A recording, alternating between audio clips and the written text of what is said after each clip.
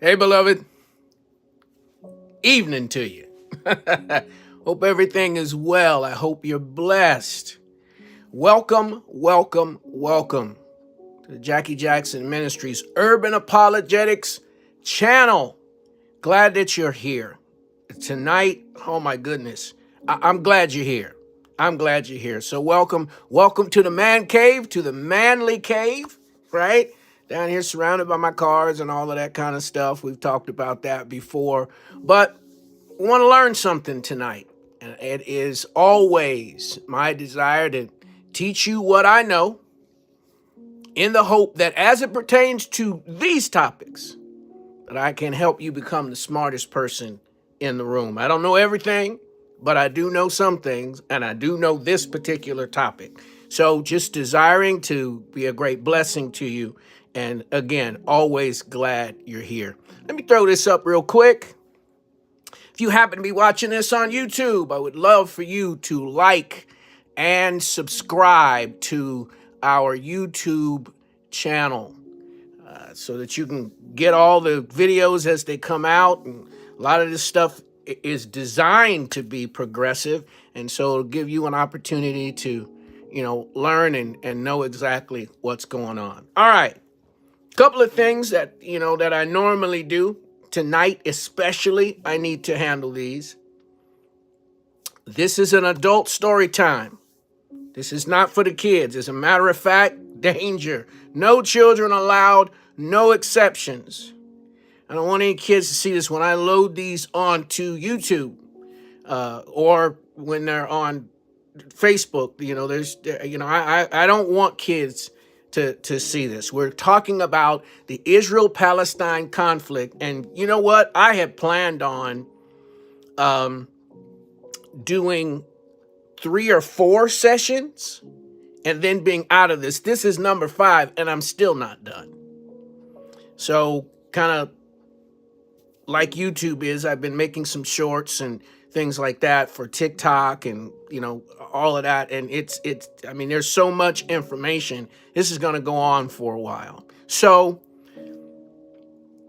wanting you to grasp what I'm sharing with you tonight, wanting you to change your paradigm if you need to.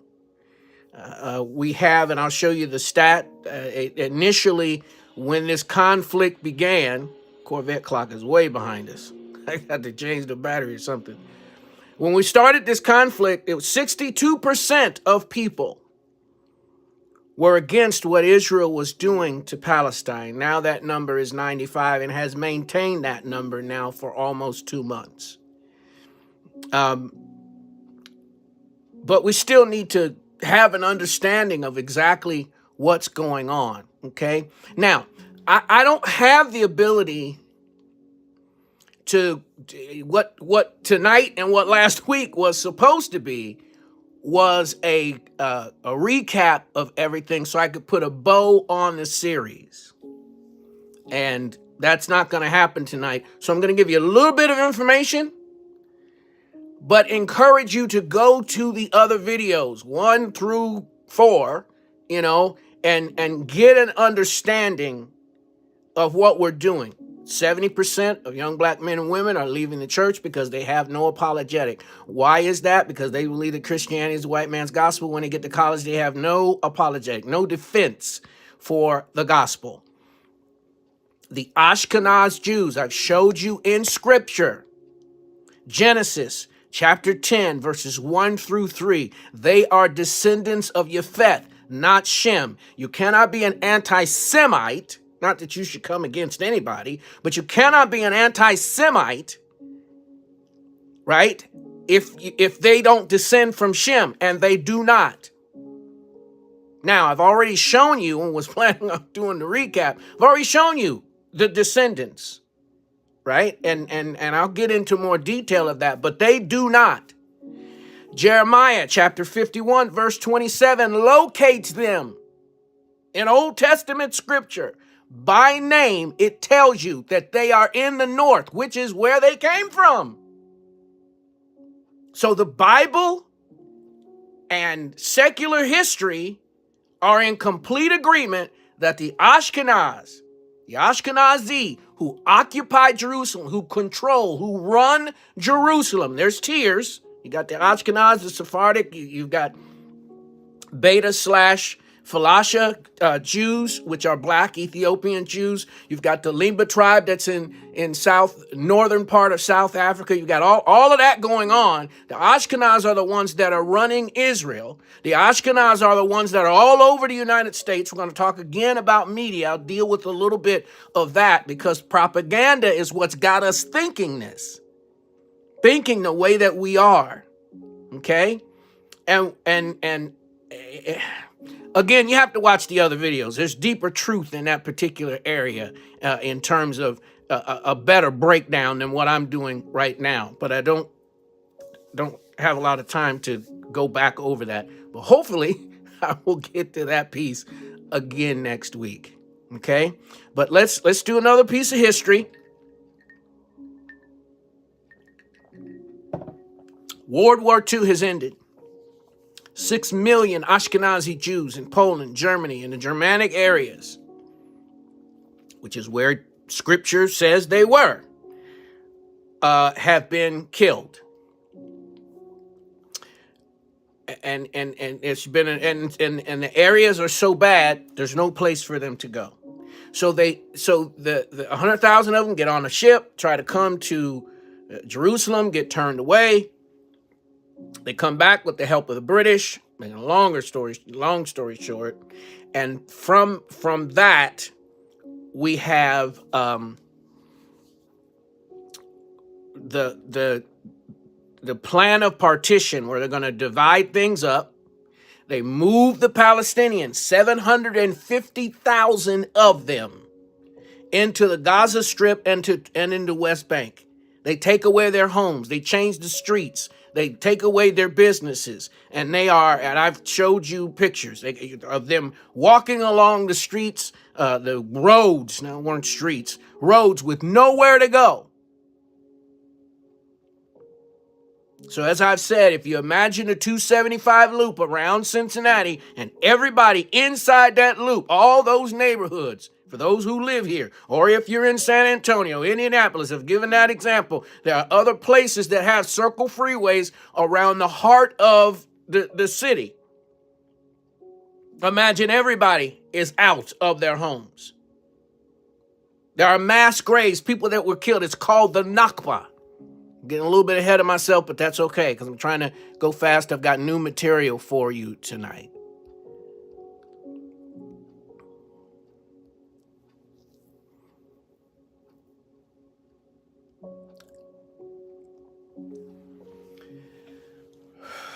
1948, May 15, 1948, the Nakba occurs.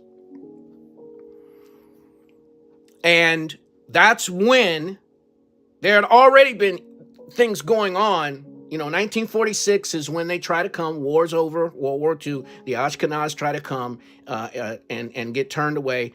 46, they're trying to move in. Zionists had been doing some things prior to that, all the way back to the 1800s. Hope I'm not confusing you by putting all of this together. Longer explanation is somewhere else. But the point is they're coming in mass numbers. 1946, 1947, they start dealing with the Palestinians and putting them out. 1948 is this massive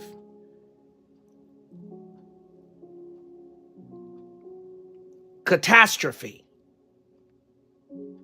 of taking over these people's homes, destroying their homes, changing the maps. Marsha Diane said, we changed the maps. People won't even know that they ever lived here, which is true.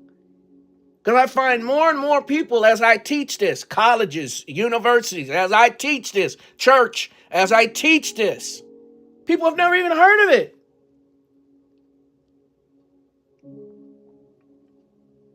They've just been conditioned to support Israel no matter what they do. And maybe I'll say this twice, but let me say this here. Did God ever deal with Israel in the Old Testament?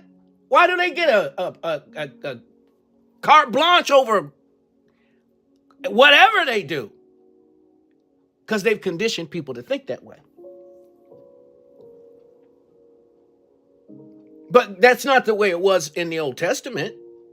God dealt with them and dealt with their sin. Now, the Ashkenaz are not the original Jews anyway.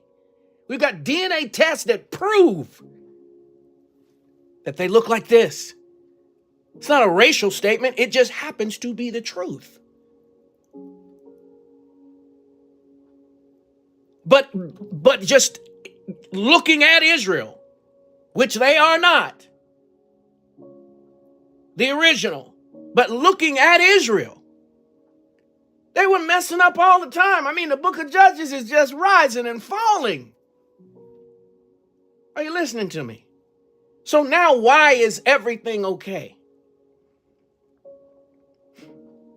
Why is it okay for them to bomb the refugee camps they told the Palestinians to go to? Why is it okay when they told them to leave the north and go to the south? They bombed them on the way. Why is it okay for snipers who accidentally killed 3 of their own that had escaped from the Palestinians?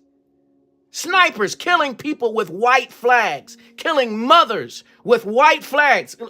Grandchild, I showed you the video. Little 5-year-old waving a white flag as these people are trying to move to safety. The matriarch of the family had convinced them, who was a school teacher, had convinced them, not a threat. And a sniper killed her. And this has been going on and on and on and on. It's not just isolated 2 or 3 people. I showed you a video last week of someone wanting to go back into the village that was being bombed. A group of them trying to go back into the village to get their family members out. And in the longer video, I showed you the short one, but in the longer video, you see a tank sitting on top of the hill. Now, they got all kind of digital equipment and everything from a distance, and they shot a man with a white flag. I showed you last week a video of a child, 3 years old. Snipers killed him. That's why this isn't for kids. Testimony of the mother. I have a longer version of that than what I showed you. I try to keep them short. And I'm showing you more videos than I normally do, because I want you to see what the BBC and Al Jazeera and those, because one of these tonight is from CBS, but we're not getting a lot of this on American television.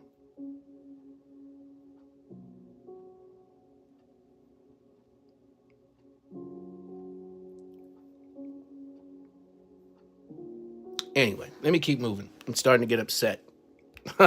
And that's not the goal tonight.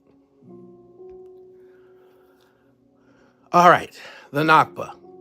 Let me keep moving. Let's watch this video. There'll be several of them tonight.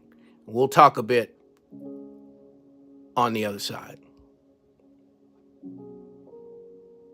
This is now, let me say this before I show you this. Rafah has already been attacked. I want you to see the buildup to it, okay? So that you understand that Israel's not going to stop. This is genocide. And I just want you to see, these people have nowhere else to go. Anyway, let's watch this. We'll talk on the other side. Well, tomorrow, the UN's top court holds historic hearings into the legality of Israel's 57-year occupation of the West Bank, land sought for a Palestinian state. Today in Gaza, there was new bloodshed and misery. CBS's Holly Williams is in Tel Aviv and has more. A warning, some of the images are graphic. At Al-Aqsa Hospital, the race to save lives never stops. In Gaza, the bloodshed knows no age limits. Israel has vowed to press ahead with a ground offensive in the city of Rafah, where around 1.5 million Palestinians are now living. Most of them displaced and exhausted, many of them hungry. This young girl says she came to Rafah after Israeli tanks fired on a school where she was sheltering. Israel says it'll allow civilians to leave the battle zone, but the US is warning against an assault without a credible plan to protect civilians. And now they're packed into Rafah, exposed and vulnerable. They need to be protected. The US is also pushing for a ceasefire, though negotiations seem to be stuck, with Israel calling Hamas's demands delusional. And while the US is still hoping for a two-state solution, finally giving Palestinians their own state in the West Bank and the Gaza Strip, Israel's Prime Minister Benjamin Netanyahu said today that his country, quote, rejects international dictates regarding an accord with the Palestinians. Some of Israel's allies, including the US, appear to be growing frustrated with its intransigence. And domestically, Prime Minister Netanyahu is under intense pressure. Last night in Israel, what looked like the biggest anti-government protests since the war began, calling for Netanyahu to resign.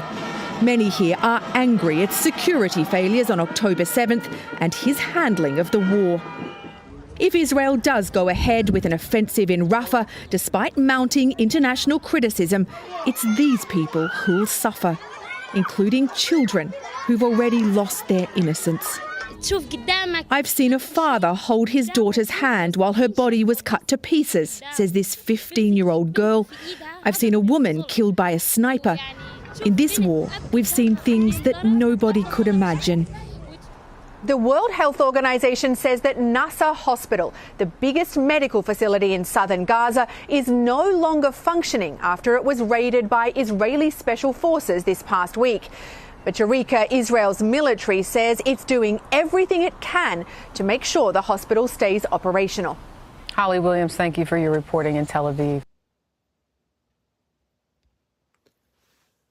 100 people being taken, and this number is not accurate. 100 people being taken is not worth the killing of innocents. 28,340. That I put that together 4 or 5 days ago. That number has changed. It's around 30,000. Some people have made it higher. In addition to that, these people are being starved out. Can't get food and medicine and their basic needs taken care of.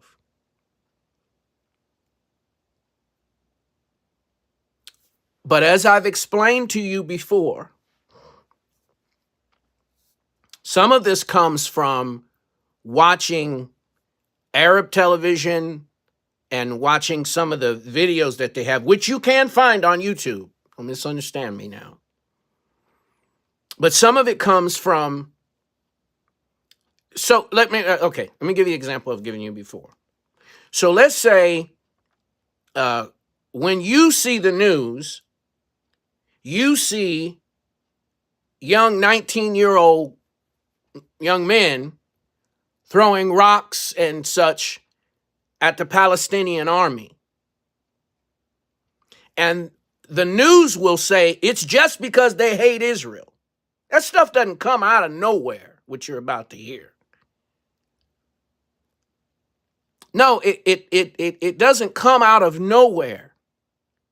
What you don't see, and I have watched videos that have lined things up, what you don't see is what happened that prompted their response. That a young man was killed for no reason. You know, people have to go through 4 checkpoints, some of them just to go to work. It's an apartheid state. It is the largest open prison in the world. Look at the little girl talking about her school got bombed. I showed you pictures of schools that have been bombed. Universities have been bombed. Last week, I showed you a Christian church and a video from a young lady that was saying that Christians and Muslims in Palestine get along just fine. We may not, or of course we don't, agree doctrinally, but there's been no issue. I showed you a picture of a literal crater from a Christian church that got blown up, and her question is the same as mine. Where's the outcry? Israel just gets to do whatever they want?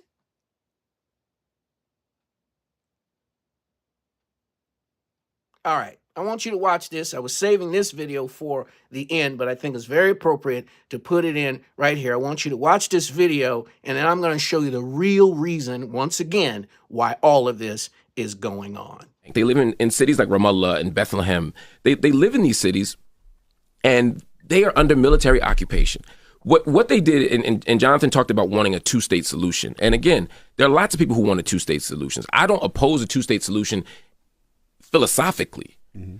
But what they've effectively done since those Oslo Accords of 1993 is turn Gaza into a cage, mm-hmm, and the West Bank into 228 separate ghettos. So the Palestinian people don't have unity. They're ruled by different parties. Area A, they're ruled by Palestinians. Area B, it's coordinated with Israel, and Area C is all Israeli control. So even the part where they're supposed to be free, they're not.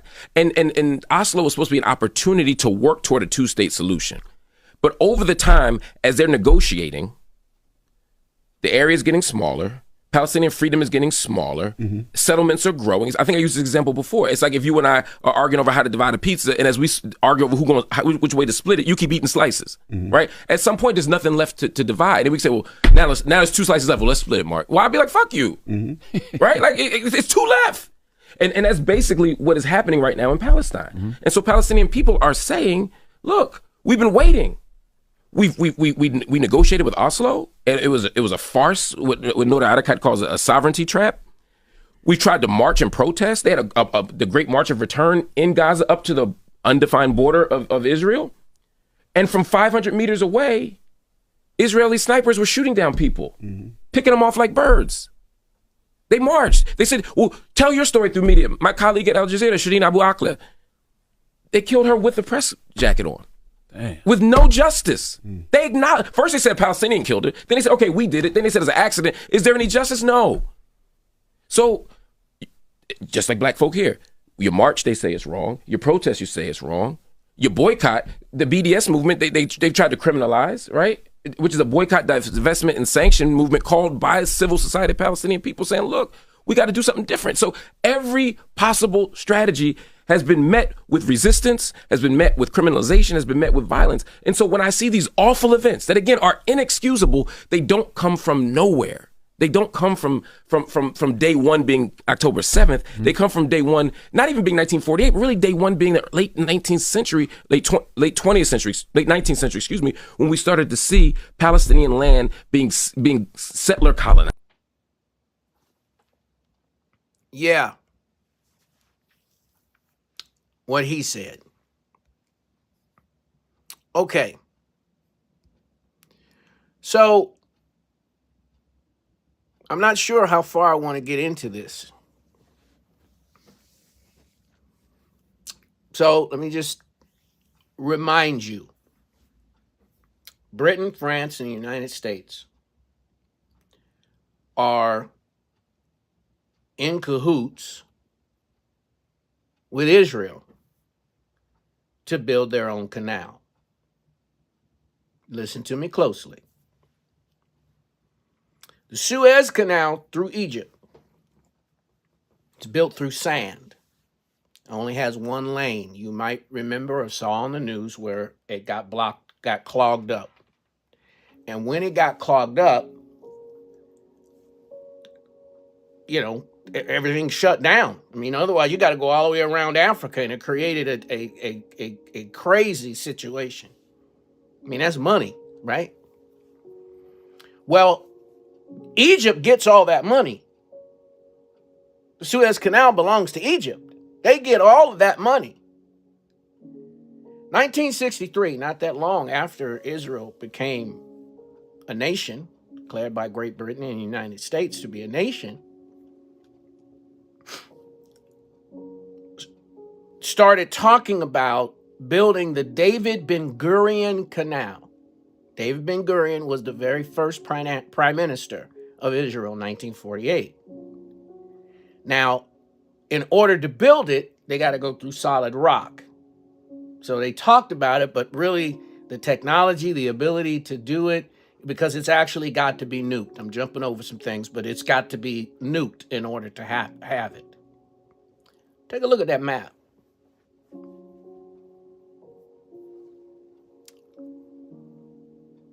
The Ben Gurion Canal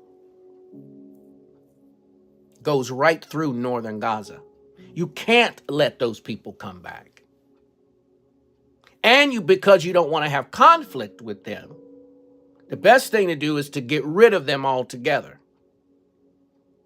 Now, I want to tonight, and I don't know if I will have done this well or not, but I wanted you to see they were thinking about attacking Rafah, but now they've attacked Rafah.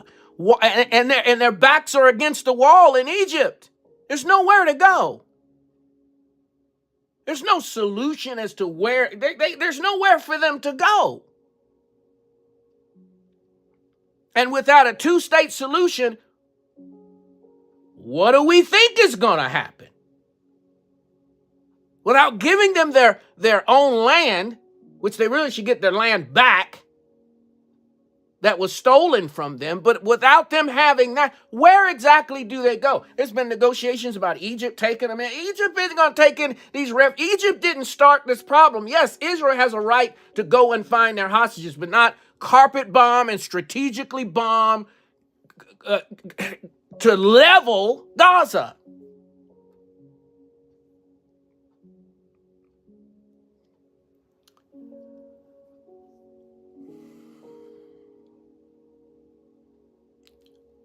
All right. Let's just watch this. We'll talk on Israel's offensive in Rafah looks set to continue. Our international editor Jeremy Bowen examines whether this is to become the next battle zone in Gaza. Where will they take us? What will they do with us? Rafah is the most southerly town in Gaza. And it's the place where most of the population of Gaza has been fleeing to. Well, Israel's offensive in Rafah looks set to continue. Sorry about Our that. international editor Jeremy Bowen examines whether this is to become the next battle zone in Gaza. Where will they take us? What will they do with us? Rafah is the most southerly town in Gaza. And it's the place where most of the population of Gaza has been fleeing to as the Israelis have advanced from the north. You can see the influx of people from these satellite pictures. Now, you can see the difference. All those little markings are tents.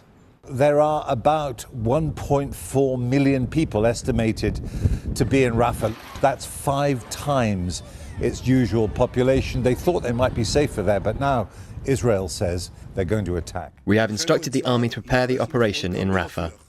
The Israelis say moving in on Rafah is a military necessity in pursuit of what the Prime Minister calls total victory against Hamas. They want to get into those tunnels. We're going to get them 1 meter after another, one tunnel after another. And as well as that, they want to get more than 100 Israeli hostages back. So many people have ended up in Rafah because they've been pushed down from the north and there's nowhere else for them to go. They've reached the border. They're living in terrible conditions there, exhausted after 4 months of war. We hear that the Israelis are planning a military operation in the south. Where will they take us?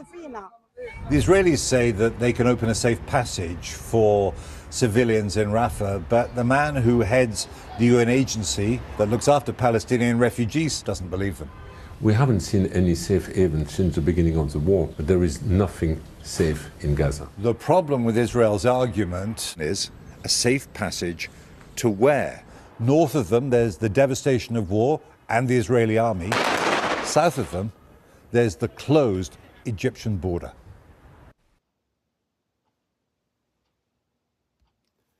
As I've said before, Hamas only has 30,000 soldiers. But now we've approached 30,000 people being killed. No ceasefire, no negotiation to get the hostages back. Why? Because they don't want that. Benjamin Netanyahu is in trouble with his own people wanting him to resign. And they were protesting before October the 7th and this all started. But propaganda is trying to get us to equate Zionism with anti-Semitism. Now, I've already explained it once. You can't be an anti-Semite unless you're from Shem, which is where the word Semite comes from. Aside from that, a Zionist, that was a particular political group, not even necessarily practicing Jews. As a matter of fact, Theodor Herzl, the creator of Zionism, was an atheist. He wanted a land for the Israeli people, but I mean, he was even making deals with Hitler before things got really bad, but he was making deals with Hitler. Knowing Hitler wanted to get the Jews out, said, hey, can we sell you our land for a price so we can move away?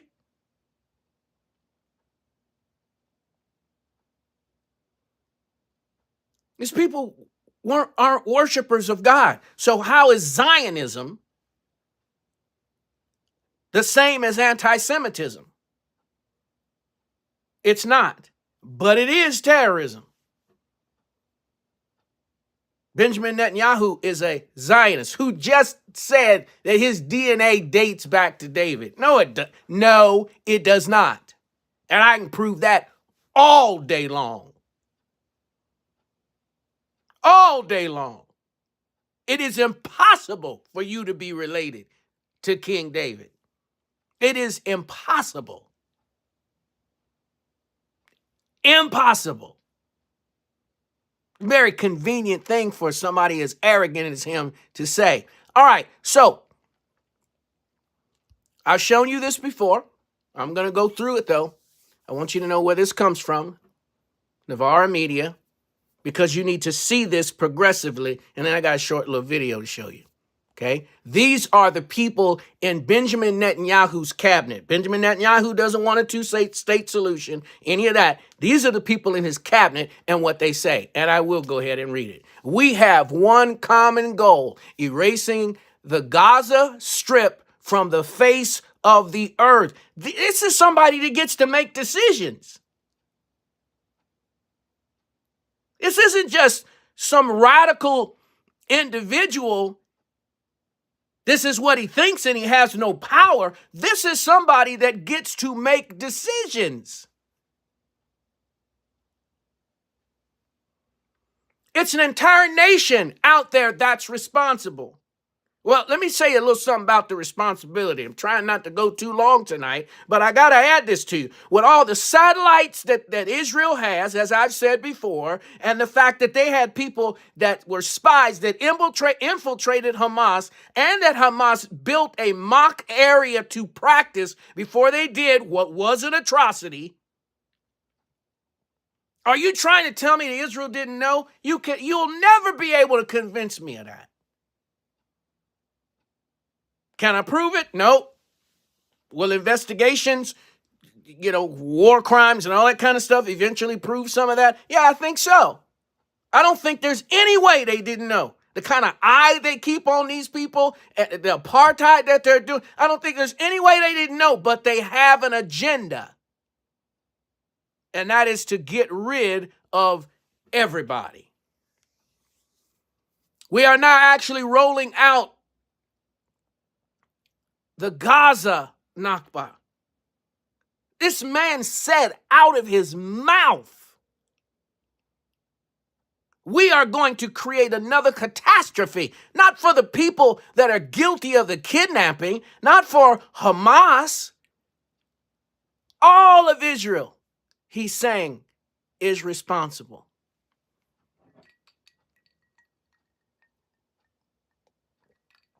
We got to wake up and know how to pray. And just because these people are well, it's not even going to be accurate. Just because some of them are Muslim, because there are Christians that are being killed.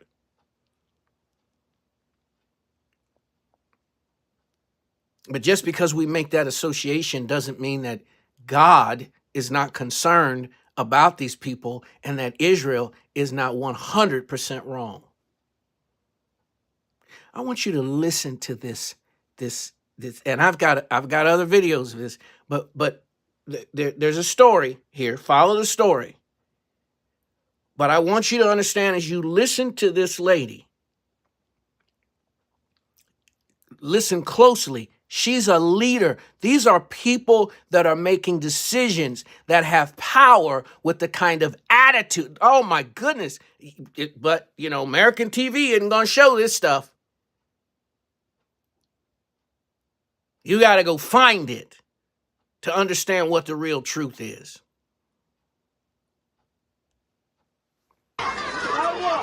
Around 1.5 million Palestinians are sheltering in Rafah.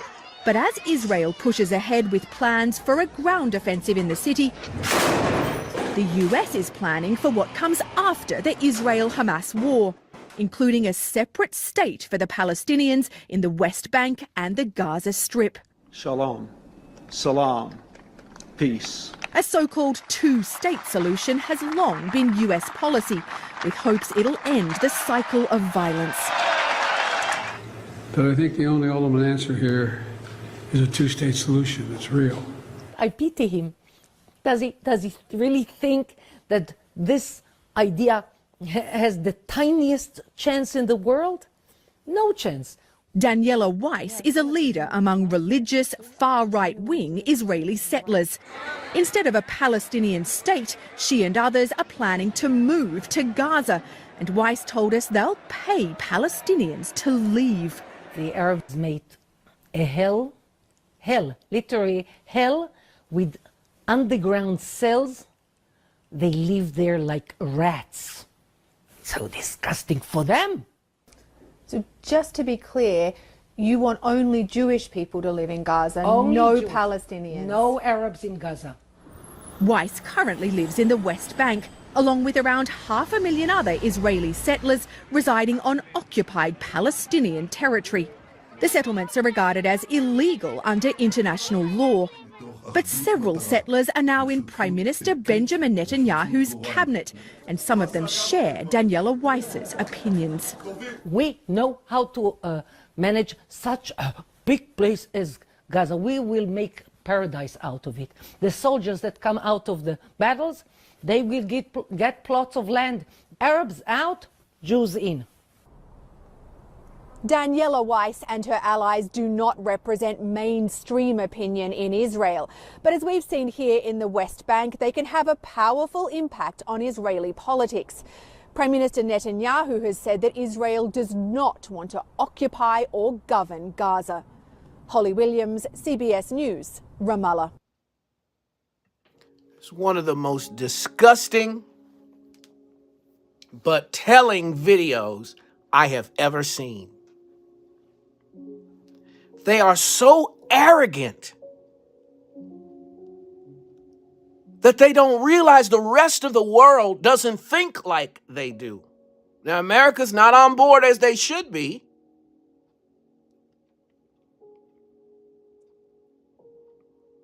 those pieces I showed you where the men were talking about, you know, the rolling out the next Nakba and all of that kind of stuff.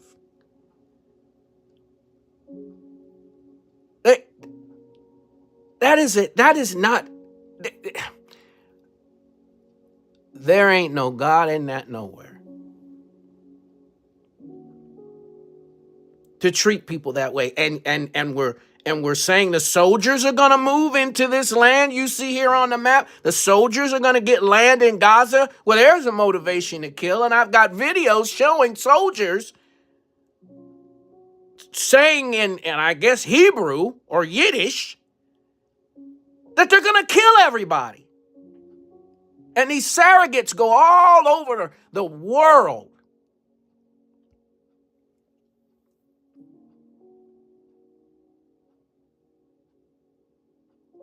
telling you how to think, and that even what you hear and see is not what you hear and see. And whether it be Hollywood or what you see there on the left, they control the narrative. And when you control the story, you can tell it. Black folks know that. You can tell that story any way you want or leave something out. Man actually used the word Nakba when people get mass graves, people being shot and killed, thrown out of their homes, babies shot, people raped. No, we don't tell that part of the story. We're going to talk about October 7th as if it even compares. And the thing that baffles me is you're just a few years away from your own people being exterminated in concentration camps. The second most horrific thing I've ever heard of. And then you turn around and do the same thing to somebody else. Picture on the right, images are 60 times more impressionable, stick in our minds more than words. So if I create the right propaganda or leave things out, all right, it has an effect on you. Got a couple more quick videos. They only last about a minute. But I want you to see this so you can see bombing, strategic bombing, children screaming, people trying to get to safety that have absolutely nothing to do with military. Nothing to do with the wrong that is being done. This first one, this reporter, I don't want to beat a dead horse here, but you're not going to ever see him on American news. It's not the story that's being told. It's not the story that's being controlled. Here we go. Healthcare facility as well as evacuation zone as we're getting into.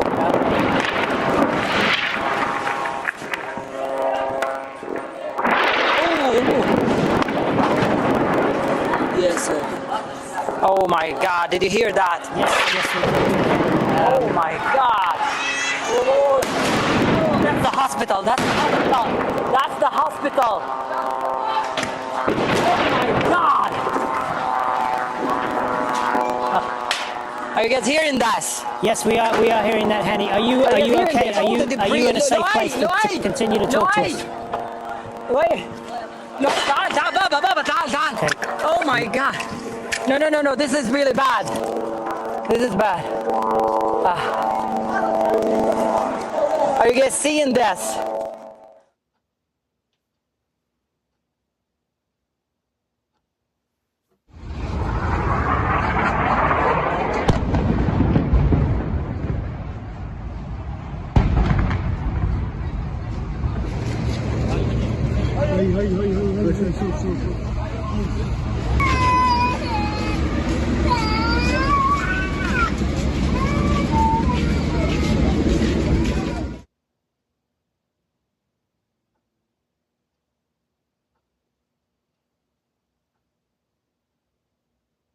احنا كان القصف شغال كنا فطرنا بعدين انا حكيت لماما صحيتها كانت صاحيه قلت لها بدي اروح على الحمام حكت لي روحي فجاه بلاقي كل الحيطان الحمام وقعت فوقيها وكل البراميل فوقيها.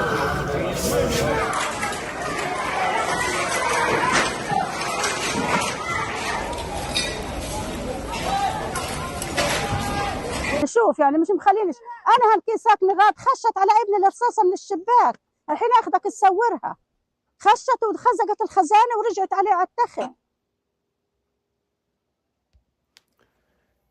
Seeing how traumatized that little girl was just blows me away. My hope is that you, like other people, that you're waking up to the truth of what's really going on and will pray accordingly, because it's a hot mess. Look up other sources instead of what's on the surface. I happen to have been reading and studying along these lines before the conflict ever occurred. I'd already been following some of Israel's patterns. And so it was easy to kind of see through things because I was already digging a little bit deeper. I would ask that you would do the same so that you can pray for these precious people and what it is that they're dealing with. Genocide in this modern area with all the media that we have is happening right before our eyes. I'm Pastor Jackie Jackson. You be blessed. We'll see you this time next